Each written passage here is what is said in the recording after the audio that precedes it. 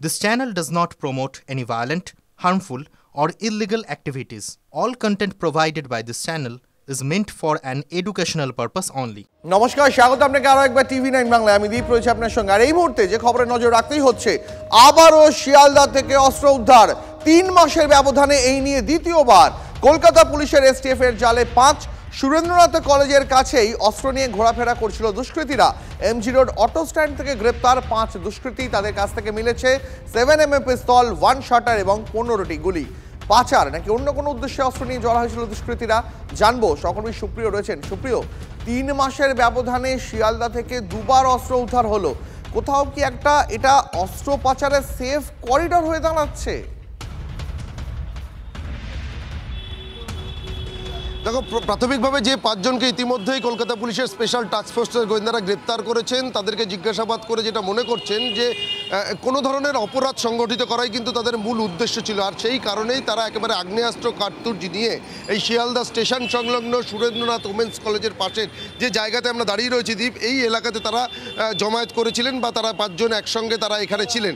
এবং গতকাল সন্ধ্যেবেলায়, সোমবার সন্ধ্যেবেলাতে ঠিক এই জায়গা থেকেই কিন্তু এই 5 জনকে গোপন সূত্রে পাওয়া একেবারে স্পেসিফিক খবরের ভিত্তিতে কলকাতা পুলিশের স্পেশাল টাস্ক ফোর্স অভিযান চালিয়ে 5 জনকে প্রথমে আটক করে তাদের কাছ থেকে আগ্নেয়াস্ত্র এবং কার্তুজ উদ্ধার হওয়ার পর তাদেরকে গ্রেপ্তার করা হয়। ইতিমধ্যেই মুচিপাড়া থানাতে নির্দিষ্ট আর্মস অ্যাক্টে মামলা রুজু করে পুলিশ তদন্ত শুরু করেছে। তবে যেটা তদন্তকারীরা অনুমান করছেন, যেটা তোমাকে প্রথমেই বললাম, যে অপরাধ সংগঠিত করা একটা পরিকল্পনা ছিল। তবে কি ধরনের অপরাধ দীপ, তোমার নিশ্চয়ই মনে আছে কয়েক মাস আগেই আমরা দেখেছিলাম যে বিহার থেকে ভাড়াটে খুনিদের বা শার্প শুটারদের নিয়ে আসা হয়েছিল কলকাতার এক কাউন্সিলরের উপরে হামলা চালানোর জন্য। এক্ষেত্রেও এই যে 5 জন দুষ্কৃতী বা যুবক বিহারের বাসিন্দা যারা আগ্নেয়াস্ত্র নিয়ে এখানে জমায়েত করেছিলেন, তাদেরও কি এ ধরনের কোনো পরিকল্পনা ছিল নাকি লুটপাট চালানোর কোনো ধরনের কোনো পরিকল্পনা ছিল, সেটা কিন্তু এখনো পর্যন্ত স্পষ্ট নয়। আর তাদেরকে আজকে আদালতে পেশ করা হবে, এদের প্রত্যেককেই আদালতে পেশ করা হবে। একটা প্রশ্ন তো উঠছে যে শিয়ালদা সংলগ্ন এলাকা, যেখানে একটা গুরুত্বপূর্ণ রেল স্টেশন রয়েছে, সেই সংলগ্ন এলাকায় একাধিকবার এভাবে আগ্নেয়াস্ত্র উদ্ধার হচ্ছে। শিয়ালদা স্টেশনে প্রত্যেক দিন লক্ষ লক্ষ যাত্রী যাতায়াত করেন। নিরাপত্তার দিকে কি আরেকটু বেশি নজর রাখা উচিত ছিল না? দেখো, অত্যন্ত জনবহুল এলাকা। তুমি যেমনটা বললে যে প্রতিদিন বিভিন্ন প্রান্তের মানুষ, কারণ দক্ষিণ 24 পরগনা থেকে শুরু করে মেন লাইন অর্থাৎ ব্যারাকপুর, নদিয়া, এমনকি উত্তর 24 পরগনা, বসিরহাট, এ ধরনের বিভিন্ন জায়গা থেকে মানুষ কিন্তু শিয়ালদা স্টেশনে আসছেন এবং তারা নিজেদের গন্তব্যস্থল বা কর্মস্থলে যাচ্ছেন। এবং এই এলাকাতে প্রচুর স্কুল কলেজ রয়েছে। দেখতেই পাচ্ছ, এখন সকাল 9টা বেজে কিছু সময়, 9:30 বেজে কিছু সময় অতিক্রান্ত হয়েছে। মানুষের উপস্থিতিটা দেখতেই পাচ্ছ। অর্থাৎ সেই জায়গাতে আরও যে পুলিশি নজরদারি বাড়ানোর যে প্রয়োজনীয়তা রয়েছে, এমনটা কিন্তু স্থানীয়রা বলছেন। এবং কোথাও গিয়ে এই নজরদারির একটা খামতি থাকছে। এই মুহূর্তে দর্শকদের আরো একবার পাশাপাশি দুটো ছবি দেখাই। মাত্র 3 মাস আগে নভেম্বর মাসে সেই সময় শিয়ালদা থেকে আগ্নেয়াস্ত্র উদ্ধার হয়েছিল। শুধু আগ্নেয়াস্ত্র নয়, তার সঙ্গে দুষ্কৃতীদেরও আটক করা হয়েছিল। এবং এর পাশাপাশি 27শে জানুয়ারি গতকাল আবারও সেই অস্ত্রসহ গ্রেপ্তার করা হলো শিয়ালদা স্টেশন সংলগ্ন সুরেন্দ্রনাথ কলেজের আশেপাশের এলাকা থেকে। এই মুহূর্তে প্রাক্তন পুলিশ কর্তা অরিন্দম আচার্য আমাদের সঙ্গে রয়েছেন। অরিন্দম বাবু, আমরা দেখতে পাচ্ছি শিয়ালদা স্টেশন সংলগ্ন অঞ্চল থেকে 3 মাসের মধ্যে দ্বিতীয়বার আগ্নেয়াস্ত্র উদ্ধার করা গেল। বারবার এই শিয়ালদা চত্বর থেকে, শিয়ালদা স্টেশন চত্বর থেকে আগ্নেয়াস্ত্র উদ্ধার হচ্ছে কেন? কারণটা এই একটাই মাত্র কারণ, এটা একটা ব্যবসা শুরু হয়েছে। এখন আরেকটা শুরু হচ্ছে কি আজকে ভাতৃহত্যা মেতে উঠেছে। কারণ তো সোজা একটা, এই যে কয়েকদিন আগে তো, এই 2.5 মাস আগে তো আমরা তীব্র প্রতিবাদ করে আপনার চ্যানেলে আমি গিয়েছিলাম। তাহলে 2.5 মাসে যদি এসটিএফ যদি আজকে in persuasion of a secret information এত বিশাল অস্ত্র উদ্ধার করতে পারে, আসামিকে যদি উদ্ধার করতে পারে, তাহলে তারপরে হচ্ছে কেন? হচ্ছে এটা এই কারণে যে যারা আজকে অস্ত্র পাচার করার জন্য, আনার জন্য টাকাগুলো নিয়োজিত করছে, তাদেরকে ধরা হচ্ছে না। আজকে যে রুট যাদের, তাদের ধরা হচ্ছে না। আজকে গাছের যে শেকড় সেদিকে নেই, শেকটা মানে ডালপালাগুলোকে ধরা হচ্ছে। তো সোজা হিসাব 2 + 2 = 4। এটা তো আমি মনে করে থাকি যে অ্যাডমিনিস্ট্রেটিভ পয়েন্ট অফ ভিউ থেকে, আই এম স্পিকিং ফ্র্যাঙ্কলি, যে আজকে এসটিএফ নিশ্চয়ই কাজ করেছে। কিন্তু আমি সাইমালটেনিয়াসলি আমি বলতে বাধ্য হচ্ছি যে রুট যারা আজকে অস্ত্র ব্যবসায় নেমে গেছে, যারা নামাচ্ছে, যারা আজকে হারবারিং মানে আজকে যারা শেল্টার দিচ্ছে, এদেরকে আজকে কিন্তু মুক্ত বিহঙ্গের মতো ঘুরে বেড়াচ্ছে। একেবারে অরিন্দম বাবু, আপনাকে অনেক ধন্যবাদ আপনার প্রতিক্রিয়ার জন্য। এই মুহূর্তে বিজেপি নেতা সজল ঘোষ আমাদের সঙ্গে রয়েছেন টেলিফোন লাইনে। সজল বাবু, নভেম্বর নভেম্বর মাসের পর আবার জানুয়ারিতে এবং একেবারে সাধারণতন্ত্র দিবসের পরের দিনই শিয়ালদা সংলগ্ন অঞ্চল থেকে আগ্নেয়াস্ত্র উদ্ধার হলো। এইভাবে বারবার শিয়ালদার মতন একটা জনবহুল এলাকা, স্টেশন সংলগ্ন এলাকা, সেখান থেকে বারবার আগ্নেয়াস্ত্র উদ্ধার হচ্ছে, নজরদারি কোথায়? এটা নিয়মিত পারাপারের জায়গা। হ্যাঁ, বাংলাদেশ থেকে এখানেই অস্ত্রগুলো আসে বেশিরভাগ ক্ষেত্রেই। ভালো করে আপনারা খোঁজ নিয়ে দেখতে পাবেন যে বাংলাদেশ থেকে একদল পাচারকারী তারা এই দেশে অস্ত্রগুলো ঢোকায় এবং এই অস্ত্রগুলো এখানকার লোকাল কিছু হ্যান্ডেলার আছেন তাদের মাধ্যমে, সব তৃণমূলের লোক, দায়িত্ব নিয়ে বলতে পারি সব তৃণমূলের লোক, এবং সেই হ্যান্ডেলারদের মধ্যে দিয়ে সেই অস্ত্র কখনো মালদায় যায়, কখনো নৈহাটিতে পিকনিক স্পটে যে গুলি ছোড়া হয় সেখানে যায়। এই অস্ত্র ঝনঝনানি আপনি যদি মানে খোঁজেন তাহলে প্রতি পাড়ার প্রতি গলিতে এখন অস্ত্র পাবেন। আইনি অস্ত্রের আজকে আর প্রয়োজনীয়তা কমে গেছে, কারণ বেআইনি অস্ত্র এত বিপুল ভাবে সারা পশ্চিমবঙ্গে ঢুকে পড়েছে, লোকে আর আইনি অস্ত্র কিনবে না। আইনি অস্ত্রের দাম, তার সমস্যা অনেক বেশি, তার থেকে বেআইনি অস্ত্র অনেক ইজি অ্যাভেলেবেল। বেশ বেশ, আপনাকে অনেক ধন্যবাদ। কথা বলছিলাম বিজেপি নেতা কাউন্সিলর সজল ঘোষের সঙ্গে।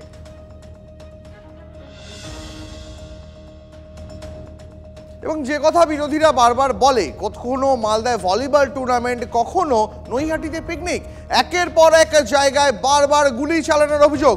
নৈহাটিতে পিকনিকে গুলি চালানোর অভিযোগে 2 অভিযুক্তকে গ্রেপ্তার করেছে পুলিশ। ধৃতদের কাছ থেকে উদ্ধার করা হয়েছে 7mm পিস্তল। মজার ছলেই গুলি চালিয়েছে জেরায় ধৃতরা জানিয়েছে, এমনটাই দাবি পুলিশ সূত্রে।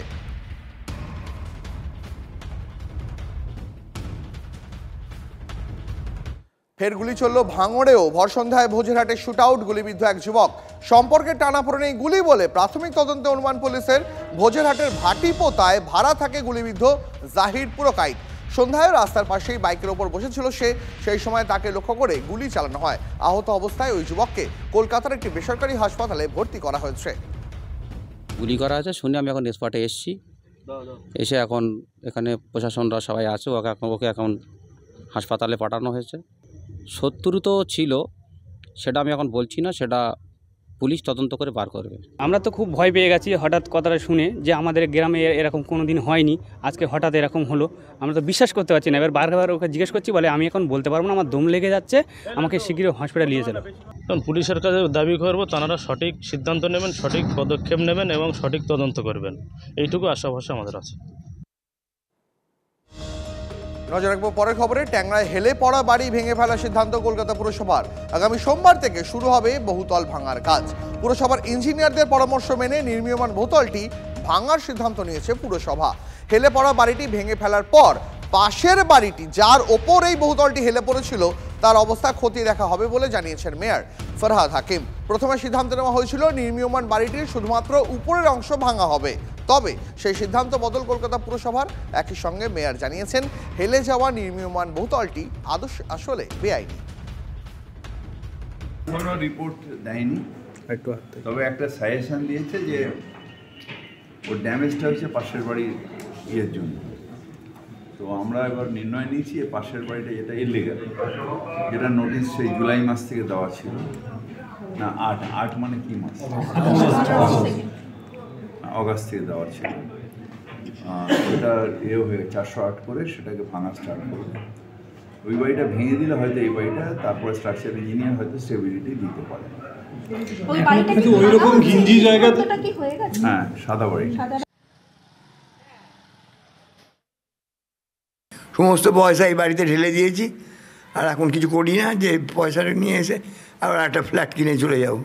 মেয়র সাহেব উনি বলেছেন যে আপনাদের ব্যবস্থা না করে যদি সরাতে হয় তবে আপনাদের বাড়ি হাত দেওয়া হবে, না হাত দেওয়া হবে না। স্বস্তি পাবো কী করে এসব শুনে? আবার যদি ভাঙে কী হবে জানি না, কিন্তু যাওয়ারও রাস্তা নেই, যাবো না কোথাও।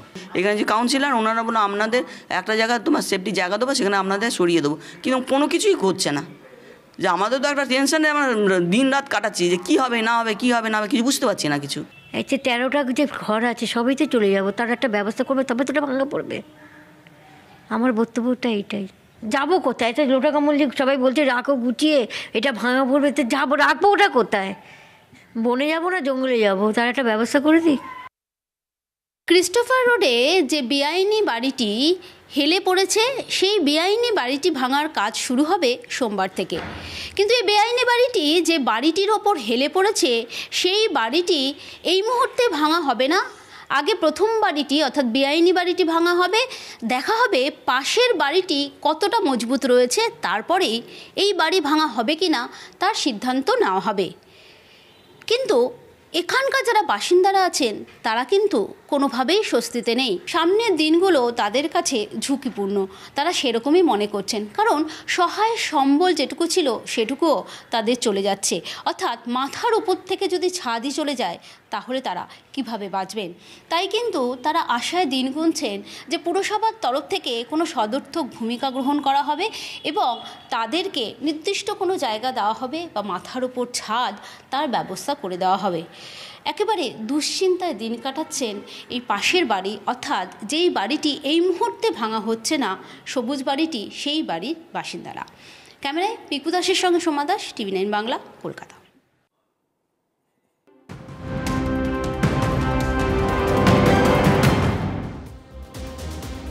এবার এক নজরে কয়েকটি গুরুত্বপূর্ণ খবর দেখে নেব। ফেব্রুয়ারিতে আমেরিকায় যাবেন প্রধানমন্ত্রী মোদী, এমনই জানালেন মার্কিন প্রেসিডেন্ট ডোনাল্ড ট্রাম্প। তবে সফরসূচি এখনো ঠিক হয়নি। ভারতের উপরে আস্থা রেখে ট্রাম্প জানিয়েছেন, বেআইনি অভিবাসীদের ফিরিয়ে নেওয়ার ক্ষেত্রে যেটা ঠিক ভারত সেটাই করবে। শুধু আলোর ছটা মহাকাশ থেকে কুম্ভ মেলার ছবি তুলে দেখালো নাসা। কোটি কোটি মানুষের সমাগমে এই মুহূর্তে প্রয়াগরাজ আকর্ষণের কেন্দ্রবিন্দু গোটা বিশ্বের কাছে। কি পরিমাণ নজর কেড়েছে এই কুম্ভ মেলা তা প্রমাণ পাওয়া যায় নাসার এই পোস্ট থেকে। ইতিমধ্যেই সেই ছবি ভাইরাল সোশ্যাল মিডিয়ায়। কয়েকদিন আগেই মহাকুম্ভের একাধিক উপগ্রহ চিত্র প্রকাশ করেছিল ইসরো। মহাকুম্ভে পুণ্য স্নান নিয়ে রাজনীতি, কংগ্রেস সভাপতি নিশানায় বিজেপি। পবিত্র গঙ্গা স্নানকে প্রতিযোগিতার স্তরে নামিয়ে এনেছেন বিজেপি নেতারা। আক্রমণে মল্লিকার্জুন খার্গে। আপনি অন্য ধর্ম সম্পর্কে এমনটা বলতে পারবেন, এমন বক্তব্য নিন্দাজনক, পাল্টা খার্গেকে আক্রমণে বিজেপি। কাল মহাকুম্ভে মৌনী অমাবস্যায় অমৃত স্নান, প্রয়াগরাজে বাড়ছে পুণ্যার্থীদের ভিড়। আকাশ ছোঁয়া বিমান ভাড়া, সেই ভাড়ায় লাগাম টানতে পদক্ষেপ অসামরিক বিমান মন্ত্রকের। প্রয়াগরাজগামী বিমানের সংখ্যাও বাড়ানোর উদ্যোগ। ওয়াকফ সংশোধনী বিলের নতুন খসড়ায় অনুমোদন দিল যৌথ সংসদীয় কমিটি। এনডিএ সদস্যদের প্রস্তাবিত 14টি সংশোধনে অনুমোদন জেপিসির। বিরোধীদের আপত্তি উপেক্ষা করেই অনুমোদন। দিল্লিতে তাসের ঘরের মতন ভেঙে পড়ল 4 তলা বাড়ি। বুরাড়িতে বাড়ি বিপত্তি, ঘটনাস্থলে উদ্ধার কাজে নামে দমকল, পুলিশ, বিপর্যয় মোকাবিলা দল। ইতিমধ্যেই 10 জনকে উদ্ধার করা হয়েছে। মোদী সরকারের আমলে এনসিসি ক্যাডেটের সংখ্যা বেড়েছে প্রায় 6 লক্ষ। 2014 এনসিসি ক্যাডেটের সংখ্যা ছিল 14 লক্ষ। বর্তমানে সেই সংখ্যা দাঁড়িয়েছে 20 লক্ষে, যার মধ্যে 8 লক্ষেরও বেশি মহিলা ক্যাডেট, জানালেন প্রধানমন্ত্রী নরেন্দ্র মোদী। 5 বছর পর ফের শুরু হতে চলেছে কৈলাস মানসরোবর যাত্রা। এবছরে গ্রীষ্মকালে শুরু হচ্ছে মানসরোবর যাত্রা। 2020 সালে কোভিড অতিমারির কারণে এই যাত্রা বন্ধ হয়ে যায়। তারপর গালওয়ান সংঘাতের জেরে ব্যাপক অবনতি ঘটে ভারত চীন সম্পর্কে। সেই আবহে বন্ধ ছিল কৈলাস মানসরোবর যাত্রা। চীন ও ভারতের মধ্যে ফের শুরু হচ্ছে সরাসরি বিমান পরিষেবা। দিল্লি বেইজিং এর মধ্যে ফের সরাসরি বিমান উড়বে। চীন সফরে গিয়ে সে দেশের বিদেশমন্ত্রীর সঙ্গে কেন্দ্রীয় বিদেশ সচিব বিক্রম মিশ্রির সাক্ষাতের পরেই নয় সিদ্ধান্ত। বিশ্ববাজারে কাঁপুনি ধরালো চীনা স্টার্টআপ ডিপসিক। চীনা সংস্থা কৃত্রিম বুদ্ধিমত্তার মডেলের গুঁতোয় হুমড়িয়ে পড়ল এআই জগতের প্রথম সারির সংস্থার শেয়ার। ভারতীয় শেয়ার বাজারে নিম্নগামী। চীনা স্টার্টআপ সংস্থার দাপটে ওই প্রথম সারির এআই সংস্থার শেয়ার বেচছেন লগ্নিকারীরা। ট্রাম্পের ধাক্কায় ডিগবাজি, পিছু হটল কলম্বিয়া। আমেরিকা থেকে ফেরত পাঠানো নিজের দেশের নাগরিকদের গ্রহণ করতে প্রথমে রাজি হয়নি কলম্বিয়া। তারপর সে দেশের ওপর বিশাল শুল্কের বোঝা নিষেধাজ্ঞা চাপান ট্রাম্প। আমেরিকায় নিযুক্ত কলম্বিয়ার আধিকারিকদেরও ভিসা বাতিলের সিদ্ধান্ত নেন। আর এরপরেই অনুপ্রবেশকারীদের গ্রহণ করার কথা জানিয়েছে কলম্বিয়া প্রশাসন। 4টে সেঞ্চুরি, 13 ইনিংসে মোট 747 রান, 95টা 4। ধারে কাছে কেউ নেই এমন দুরন্ত ফর্মে থাকা স্মৃতি মান্ধানাকেই বর্ষসেরা ওডিআই ক্রিকেটার বাছল আইসিসি। 2018 সালেও ওডিআইতে বিশ্বসেরা হয়েছিলেন তিনি। এবারও স্মৃতির মাথাতেই থাকলো তাজ। সময় যত গড়াচ্ছে চ্যাম্পিয়ন্স ট্রফির সম্ভাবনা ততই কমছে বুমরা। নির্বাচকদের বিকল্প তৈরি রাখতে বলল বিসিসিআই। কে হবেন পরিবর্তক? মোহাম্মদ সিরাজ সুযোগ পেতে পারেন। শামি, অর্শদীপ আর সিরাজই থাকবেন পেস বোলিংয়ের দায়িত্বে। টেস্ট ক্রিকেটে আইসিসির বর্ষসেরা সম্মান জসপ্রীত বুমরাহকে ইংল্যান্ডের 2 ব্যাটার জো রুট, হ্যারি ব্রুকও দৌড়েছিলেন। তবে গত বছর টেস্টে 71টি উইকেট নিয়েছেন বিশ্বের অন্যতম সেরা পেসার বুমরাহ। ইংল্যান্ডের বিরুদ্ধে 5 ম্যাচের সিরিজ, কলকাতা পথ চেন্নাইতেও জয় ছিনিয়ে নিয়েছে ভারত। গত ম্যাচে কঠিন পরিস্থিতি থেকে ভারতের জয়ে গুরুত্বপূর্ণ ভূমিকা নেন তিলক বর্মা। রাজকোটে জিতলে 2 ম্যাচ বাকি থাকতেই সিরিজ ভারতের। সূর্যোদয়ের এখন লক্ষ্য সেটাই। বিশ্বের সবচেয়ে বড় হাতে আঁকা টিফো নামালেন মোহনবাগান সমর্থকরা। বিশ্ব ফুটবলের ইতিহাসে এর আগে এত বড় টিফো দেখা যায়নি। বেঙ্গালুরু এফসির বিরুদ্ধে হোম ম্যাচে 25,500 বর্গফুটের টিফো নামিয়ে ইতিহাস বাগানের।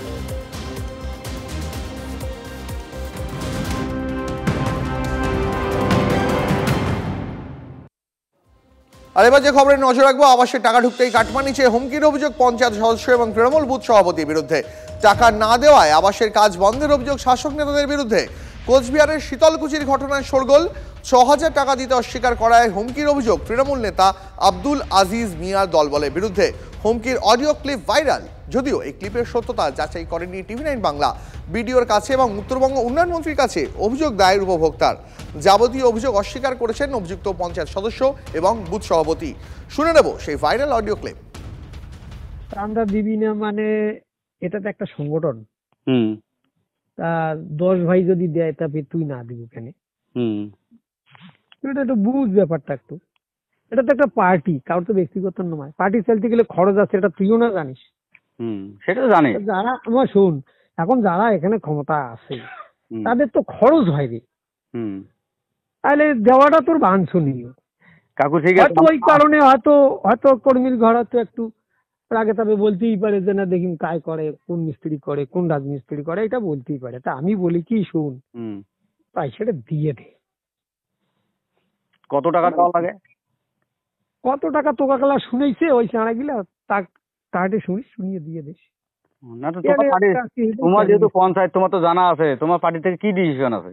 না পার্টি যদি পঞ্চায়েত বলি যদি মানিস, শুন পঞ্চায়েত বলি যদি মানিস, তাহলে যে 6,000 টাকা ধরছে পার্টি চান্দা, ওটা চাঁড়া গিলা যায় তাক দিয়ে দিস। ওটা দিতেই হবে। আরে এটা পার্টির চাঁদা ধরছে, এটা দেওয়া বাঞ্ছনীয়। একটা সরকারি ঘর 60,000 টাকা পেয়েছি। এখানকার পঞ্চায়েত এবং বুথ সভাপতি আমি চাঁদা না দেওয়ার কারণে আমার ঘরটা বন্ধ করে দিয়েছে কাজ। অ্যাকাউন্টে ঢুকছে। আমার বাড়িতে যখন ঘরে কাজ শুরু করেছি ওই টাইমে আসছে চাঁদার জন্য 6,000 টাকা চাঁদা চাচ্ছে। স্যার আমার কাজটা যে বন্ধ করছে স্যার, আমি কি করবো এখন? পুলিশকে খবর দেবো স্যার? ওকে, ধন্যবাদ স্যার। এখানকার পঞ্চায়েত তুলসী দাস মণ্ডল এবং বুথ সভাপতি আজিজ মিয়া, ওরা আমার কাছে 6,000 টাকা চাঁদা চেয়েছে। টাকা না দেওয়ার কারণে ওরা কাজ বন্ধ করে দিয়েছে। 2 দিন থেকে বন্ধ আছে কাজ। ওরা আমাকে ডাইরেক্টলি বলে নাই, আমার মিস্ত্রিকে প্রচন্ড হারে সেট করছে, মিস্ত্রি ভয়ে আসে না। এটা নয়, এটা সেটা সম্পূর্ণ পার্টির ব্যাপার বা ওদের ব্যক্তিগত ব্যাপার। কে কি বলছে না বলছে, ঘর বানানো কি বিষয়, আমি এটা আদৌ জানি না। না আমি কিছুই জানি না ওই বিষয়ে।